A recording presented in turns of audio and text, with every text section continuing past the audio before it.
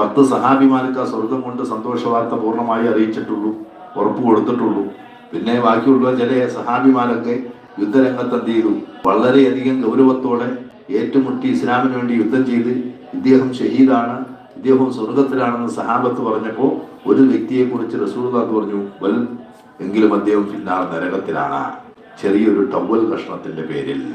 ഒരു ടവൽ കഷ്ണം ഗനീമത്ത് സ്വത്ത് ഒരുമിച്ച് കൂടിയപ്പോൾ അതിനകത്ത് കിടന്ന ഒരു ചെറിയ തുണി കഷ്ണം കണ്ട് അദ്ദേഹത്തിന് ഇഷ്ടപ്പെട്ടു.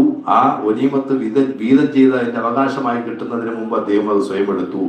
ഈ കാരണത്താൽ അദ്ദേഹം നരകത്തിൽ പോയി. നരകത്തിൽ പോയത് ശാശ്വതമായിട്ട് പോയി എന്നല്ല, അതിന്റെ ശിക്ഷ അദ്ദേഹം അനുഭവിച്ച് തിരിച്ച് സ്വർഗത്തിൽ പോകാൻ പറ്റുള്ളൂ. അപ്പൊ ചുരുക്കി പറഞ്ഞാൽ അവരുടെ കാര്യത്തിൽ പോലും ഇങ്ങനെയാണ് റസൂലുള്ളാഹിന്റെ. ഏതെങ്കിലും നമ്മളെ പോലത്തവരുടെ അവസ്ഥ എന്താണ്? നമ്മൾ എന്തെല്ലാം തെറ്റുകളും കുറ്റങ്ങളും ചെയ്തവരാണ്. അവർ വലിയ പ്രയാസപ്പെട്ട് തല്ലുകൊണ്ട് ഇടികൊണ്ട് മറ്റുള്ളവരെ ആട്ടികൊണ്ടും തുപ്പും കൊണ്ട് ഇസ്ലാം മതം സ്വീകരിച്ചവരാ. ഇത് ഇസ്ലാമിന് വേണ്ടി ഒരു ഗ്ലാസ് വെള്ളം പോലും നമുക്ക് നിഷേധിക്കപ്പെട്ടിട്ടില്ല. പിന്നെ എന്തിനാ നമ്മളെന്ത് ചെയ്തു? നമുക്ക് സ്വർഗം ഉണ്ടെന്ന് അവകാശപ്പെടാൻ നമുക്കെന്ത് കഴിയും? അപ്പൊ അത് മനുഷ്യൻ ചിന്തിക്കേണ്ടതാണ്.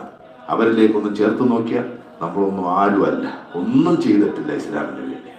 കാരണം അവർക്കൊക്കെ ഒരു മുറുക്ക് വെള്ളത്തിന് വേണ്ടി പോലും അവർ പലപ്പോഴും ദാഹിച്ചു വലഞ്ഞിട്ടുണ്ട്. ഒരു നേരത്തെ ഒരല്പം ഭക്ഷണത്തിന് പോലും വയറിൽ വയ്ക്കാനോ ഇടാനോ ഇല്ലാഞ്ഞിട്ട് കല്ല് വെച്ച് കെട്ടിയിട്ട് എന്ത് ചെയ്യുന്നുണ്ട്? അവർ ജീവിച്ചിട്ടുണ്ട്. ഈ അനുഭവമൊന്നും നമുക്ക് വന്നിട്ടൊന്നുമില്ല.